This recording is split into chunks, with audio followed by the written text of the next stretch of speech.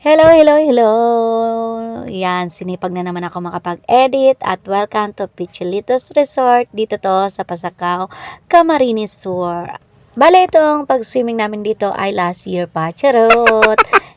Last month lang ata to. Hindi ko na maalala kung anong date.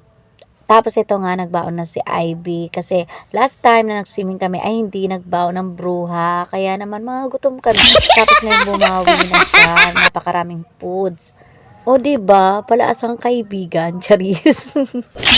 Pero napakayami talaga ang mga baon niyang pagkain. Kaya naman for the lapang ang person at eto kaming tatlo pa lang diyan, yung asawa niyang yung kalbo, charis. Pero kahit ganyan niya, kahit ibang lahi yan, napakagaling niya mag-Tagalog. Kaya naiintindihan niya yung kung anong kalbo. At habang busy nga kami magkakain, nakatanaw naman ako dito sa paligid ng Pichilitos. At eto nga yung paligid ng Pichilitos, pababa na yung sun. Ayan. 'Di ba? Ang ganda rito, mag-relax, relax. Tapos wala pa nga sila MJ at yung juwawa niya. Eto naman ako ay dito, nag-overthink. Charis, nag-overthink. So, sa mga balak nga magpunta dito sa Pichilitos Resort, dito to papunta sa Karanan or sakop na ata to ng Karanan, I don't know. Charis. Ang mura nga lang dito ng entrance fee, 20 or 40 pesos lang ang entrance fee dito. Tapos, yung mga cottage naman dito ay mura din at napaka-relaxing nga tong place na to at kayang-kaya or pangmasa talaga yung presyo. At sa mga hindi naman kaya or afford na mag-arkila ng cottage or table, pwede ka naman dito magdala ng tent, tapos mag-charge ka lang ng 60 pesos. Or pwede ka naman mag-rent ng tent na 200 plus something. At sa wakas, dumating na rin nga ang isa kong kaibigan at kasama niya ang jowawa niya na si Jing at eto na, happy-happy na kami dito. At ang may pakana nito ay si Ivy Aguas. Charis. Siya nga ang nag-invite sa amin dito na mag-swimming or mag-jamming kasi yung una namin swimming na hindi ko pa na-upload ay medyo may amats na siya. Ngayon ay nasa katinoan pa siya ng isip. Cheers! At ito nga kaibigan ko sa si MJ, napakahirap nito pakantahin sa video, okay? At sa pilitan talaga ang pagpapakanta dito. At ngayon nga ay napakanta namin siya. Kaya lang hindi ko na siya magamit yung yung sounds kasi makaka-copyright ako dito. Ang hirap-hirap mag-edit sa lugar na to. Charis.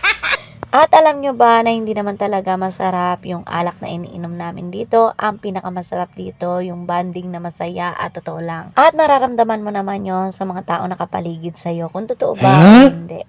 At isa ito sa masasayang bonding together with my friends. At sa mga oras na nga na yan ay sobrang nakainom na kami at for the kanta na ang mga person at iilan lang kami dito pero napakaraming pagkain na dala ni Ivy.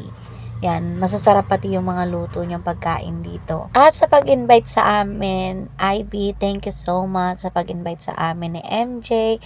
At thank you rin sa mga masasarap na food. And thank you also kay Herman, ayan yung asawa ni Ivy kasi niya, inasikaso niya kami at nakipag-usap siya sa amin, napakagaan niyang kausap at nakikipag-bond siya sa amin kahit hindi niya kami masyadong maintindihan at nakikijoin siya sa aming usapan. Sobrang kakaunti lang kasi ang baon namin English, hindi na namin siya masyadong kinausap at ubos na kami. Simot na talaga yung baon namin English.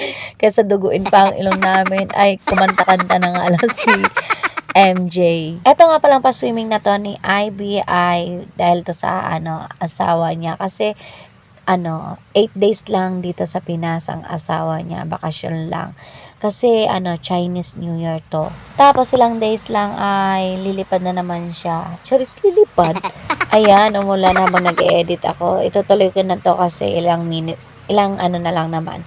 So, thank you din, MJ, my friend. As always, yan, palagi kang nandyan, kasama kita. Pag may mga invitation ako, or may mga invitation sa mga friend, ay nandyan ka palagi. Thank you so much also, Jean. And ayan, umaga na, ayan, 5:00 na to at nakatulog na yung dalawa.